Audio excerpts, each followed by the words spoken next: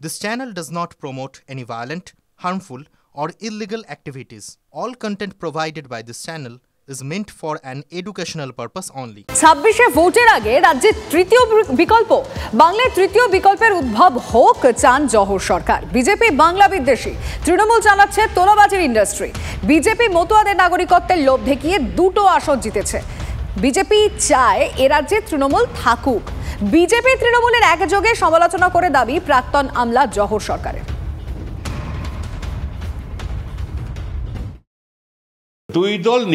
দুই দল চুকলির খেলা, একেবারে স্ট্রেট বলে দিলাম। দুই দলে তাদের মধ্যে একটা চুক্তিবদ্ধ খেলা চলছে।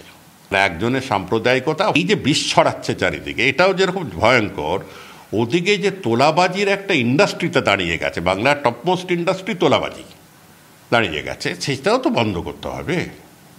এরকম একটা খেলার মধ্যে দিয়ে দুজনে নিজেদের রপ্ত করতে চাইছে যে তৃতীয় কেউ যেন না ঢুকতে পারে। আর আমরা যারা নিজেদের সাধারণ নাগরিক বলি বা শিক্ষিত নাগরিক বলি বা শিক্ষিত সমাজের লোক বলি, আমরা বারংবার বলবো যে আমরা দুজনকে নিয়ে ফেড আপ। আমার মনে হয় এই ভোটে কিন্তু স্বাধীন চিন্তাধারার লোকেদের বেরিয়ে আসতে হবে, বেরিয়ে এসে তাদের দাঁড়াতে হবে, ঝুঁকি নিয়ে দাঁড়াতে। হ্যাঁ, তৃতীয় বিকল্পের কথা বলছে না, সেটা তৃতীয় বিকল্প তো দুবার তিনবার করে দেখা গেল, টিকলো না কোনো কারণে। তৃতীয় বিকল্প হোক বা চতুর্থ বিকল্প হোক, যে কোনো বিকল্প হোক, অনেক লোকের বেরিয়ে এসে তাদের ঝুঁকি নিয়ে দাঁড়াতে হবে। এখানে তৃতীয় তো দূরের কথা, দ্বিতীয় বিকল্পেরই কোনো জায়গা নেই। আর উনি যদি শূন্যের মধ্যে কোনো বিকল্প খুঁজে পান, এখানে তৃতীয় শক্তি শূন্য, ফলে সিপিএম শূন্য, এবং সিপিএম তো আবার একা নয়, সিপিএম শূন্য, সিপিআই শূন্য, আরএসপি শূন্য, ফরওয়ার্ড ব্লক শূন্য, ডিএসপি শূন্য, এসপি শূন্য, সব মিলিয়ে একটা শূন্য। তার সঙ্গে আবার জোট কংগ্রেস শূন্য। এই ভয়ঙ্কর শূন্য থেকে যে একটা ভবিষ্যতের কল্পনা একটা দেখছেন বর্ষিয়ান অভিজ্ঞ জহরদা, ফলে আমার মনে হয় উনি বাস্তব থেকে অনেকটা সরে আছেন। মানুষ মমতা বন্দ্যোপাধ্যায়ের মডেলটাকেই চাইছে। লোকটা কেমন চিনি, এসব লোকের কি কন্ট্রিবিউশন আছে বাংলায়? বাংলায় কোনো কন্ট্রিবিউশন আছে? শিক্ষিত লোক, ভদ্রলোক, সম্মানীয় লোক, বাংলায় এদের কোনো কন্ট্রিবিউশন নেই। পশ্চিমবাংলার 5টা ছেলেকে চাকরি দিয়েছে না, কোনো বড় জায়গায় ছিলেন। পশ্চিমবঙ্গের প্রতি মমত্ববোধ থাকলে পশ্চিমবঙ্গের জন্য কিছু করতে হবে। বাঁকুড়া ইঞ্জিনিয়ারিং ছাত্রের রহস্য মৃত্যু। মেস থেকে ইঞ্জিনিয়ারিং ছাত্রের ঝুলন্ত দেহ উদ্ধারের শোরগোল পড়ে গেছে। বাঁকুড়া সরকারি পলিটেকনিক ইঞ্জিনিয়ারিং কলেজের তৃতীয় বর্ষের ছাত্র রাহুল মাঝির ঝুলন্ত দেহ উদ্ধার করে পুলিশ। তদন্তের দাবি মৃতের পরিবারের। আমরা ওইটাই, একটা হয় না যে রাফ অ্যান্ড টাফ ছেলে থাকে, কোনো অ্যাডিক্টেড থাকে, থাকে, আমরা তো শুনে পরে হতবাক হয়ে গেলাম যে এই ধরনের ঘটনা ঘটালো কি করেছেন, মানে ঘটলো কি করে, আমরা তো শুনে নিজেরাই তো কোনো কোন কিনারা পাচ্ছি না। এবং আমরা এটা চাইছি যে এটা মানে যথাযথ এর কজ যে কি জন্য হলো।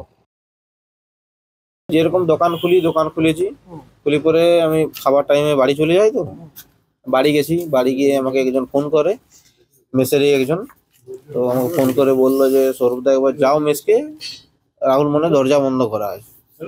দিয়ে মেসকে এলাম, মেসকে এসে দেখলাম আরও দুটো মেসের ছেলে ছিল আমার সামনে, তাদেরকে দেখে পিছনে জানলা পথে দেখলাম যে এরকম অবস্থা। সেখান থেকে হড়বড় করে আমি এসে এখানে দরজা ভাঙলি পরে ওকে তুলে পরে গামছা টামছা খোলাখুলি করে জল ফল দিয়ে দেখলাম যদি ঠিকভাবে আছে না আছে। তারপরে ঠান্ডা হয়ে গেছিল শরীর। দিল্লি বিস্ফোরণের পর কলকাতায় গাড়ি পার্কিং নিয়ে সতর্ক পুরসভা। সকাল 7টা থেকে 9টা পর্যন্ত রাস্তার ধারে গাড়ি দাঁড় করানো যাবে না, নির্দেশিকা জারি করছে কলকাতা পুরসভা। বিস্ফোরণ হওয়ার পর পুলিশ কেন সক্রিয়, কোথায় আগাম সতর্কতা, প্রশ্ন মেয়রের। রাস্তা সাফাইয়ের সমস্যায় পড়তে হচ্ছে পুরসভার কর্মীদের। অবিলম্বে পুর কমিশনার সুমিত গুপ্তাকে নির্দেশিকা জারির নির্দেশ মেয়রের। পাশাপাশি শহরে পার্কিং থেকে আইডেন্টিফাইড গাড়ি সরিয়ে ফেলার নির্দেশও দেওয়া হয়েছে। বছরের পর বছর ধরে রাস্তায় পড়ে থাকা গাড়ির বিরুদ্ধে ব্যবস্থা নেওয়ার জন্য পুলিশ কমিশনারকে চিঠি দেওয়ার নির্দেশ দেন মেয়র ফিরহাদ হাকিম। দিল্লিতে দীর্ঘদিন পার্ক করে রাখা গাড়িতে বিস্ফোরক বানায় উমর। কলকাতার রাস্তায় দাবিদারহীন গাড়ি ও পার্কিং নিয়ে তাই উদ্বিগ্ন কলকাতার মেয়র। মানে ঝাড়ুওয়ালা ঠিক আছে, বেলা করে আসে, এই একটু এখন যদি ঝাড়ুটা সাফা করলে কোনো গাড়ি নেই, ফাঁকা পুরো লেট করে আসে, গাড়ি লাগে যায়, এই জন্য এগুলি তারপর গাড়ি হাঁটতে গেলে ঝাড়ু মারে, দুবার করে পরিষ্কার করে রাস্তা।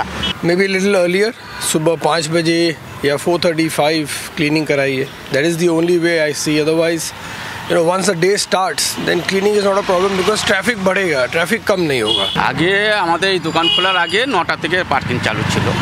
হ্যাঁ, তারপরে হঠাৎ করে কি বলবো, এই শর্মা দোকান খোলার পর থেকে গাড়ি ভিড় থেকে কর্পোরেশন থেকে কোন টাইম দেওয়া হলো?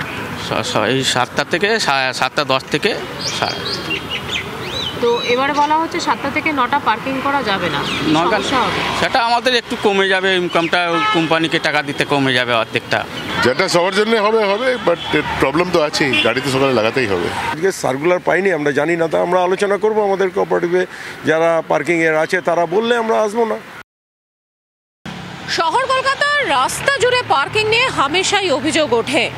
সেই পার্কিং এবার 7টা থেকে 9টা করা যাবে না, কারণ রাস্তা পরিষ্কার হবে। যদিও অনেকের বক্তব্য যারা মর্নিং ওয়াকার রয়েছেন তাদের এক্ষেত্রে বেশ কিছুটা সমস্যা হবে। সেক্ষেত্রে আর একটু আগে যে সাফাই কর্মীরা রয়েছে তারা যদি রাস্তা সাফ করেন তাহলে সুবিধা হবে, এমনটাই মত অনেকের। ক্যামেরা দীপঙ্কর জানার সঙ্গে শ্রাবন্তী সাহা, TV9 বাংলা, কলকাতা। 7টা দিয়ে 9টার মধ্যে কলকাতায় কোনো পার্কিং থাকবে না। পার্কিং থাকলে আমরা সেই সব গাড়িগুলোকে ট্রোচ করে টেনে নেবো, কারণ আমরা কলকাতা পরিষ্কার করতে পারছি না। প্লাস পুলিশকে দেবেন যে ব্লাস্ট হওয়ার পরে আপনারা ওই গাড়ি পুরো কোনো গাড়ি 2 মাস 4 মাস ধরে পরে নোংরা হয়ে রয়েছে, একটা ব্লাস্ট হওয়ার পরে আপনারা অ্যাকশানে নেবেন নাকি? তার আগে গাড়িগুলো পড়ে আছে সেগুলোকে তো একটা ব্যবস্থা করতে হবে, কেস দিতে হবে, কিছু না কিছু তো করতে হবে। এই আইডেন্টিটি রেখে দিয়ে কতদিন থাকবে? কলকাতায় সরকারি হাসপাতালে আবারও দালাল চক্র। কলকাতা পুলিশের গুন্ডা দমন শাখার হাতে গ্রেফতার হয়েছে 2 দালাল। মেডিকেল কলেজ থেকে গ্রেফতার সচিন রাউত, SSKM থেকে গ্রেফতার গোলাম রাসুল।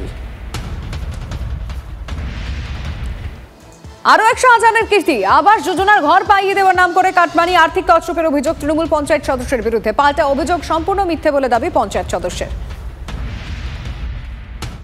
ঘটনাটা হচ্ছে অ্যাকচুয়ালি 271 নম্বর বুথের মেম্বার হচ্ছে ওটা কোন পঞ্চায়েত?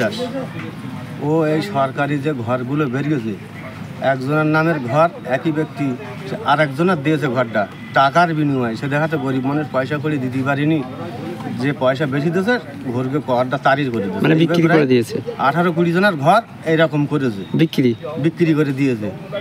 10,000, 15,000, 20,000 যার যেরকম পেরেছে তার কাছে সেইভাবে বুঝিয়ে নিয়েছে। আবার অনেকের কাছে ঘর দিয়েছে, তাদের টাকা লেছে 10,000, 5,000, 15,000, যার কাছে যেমন পেরেছে ঠিক তেমন সেইভাবে তার কাছে লেছে কাটমানি। যার মাথায় যেমন বুদ্ধিটা ঢুকুত পেরেছে সেখান থেকে টাকা তুলেছে, কাটমানি নিয়েছে। হ্যাঁ, কাটমানি নিয়েছে। আসলে তৃণমূল কংগ্রেসের রাজত্বে যোগ্যরা বঞ্চিত হয়ে আসছে বারবার, সে শিক্ষাক্ষেত্রে হোক, কর্মক্ষেত্রে হোক, কিংবা এই ধরনের প্রকল্পগুলির সুবিধা পাওয়ার ক্ষেত্রেও হোক। এরা কেবল টাকার বিনিময়ে চাকরি বিক্রি করে, এরা টাকার বিনিময়ে প্রকল্পগুলি পর্যন্ত বিক্রি করছে। আসলে কেন্দ্রের স্বপ্ন বাস্তবে রূপ দিতে বাধা দিচ্ছে তৃণমূল পশ্চিমবঙ্গে। যদি মানে রাজনৈতিকভাবে চাপার জন্য যদি কেউ কিছু করতে পারে, এর কোনো বাস্তবতা নেই, বুঝলেন? ওরকম কিছু করতে পারে, ওরকম কিছু ঘটার জায়গা নেই, কারণ এ তো বিডি অফিসের আধিকারিক, তারা এসে ওদের মতো করে গিয়েছে, বুঝলেন? আচ্ছা, এই ব্যাপারে তো আদৌ কোনো মেম্বারদের কোনো ভূমিকা ছিল না, বিশেষ করে আমাদের এখানে, যেহেতু আমাদের এখানে গোষ্ঠীতন্ত্র চলছিল, বুঝলেন? সম্পূর্ণ ওটা মানে বিডি অফিস স্টাফ যারা এসছে, হ্যাঁ, ওরাই জানে বিষয়টা।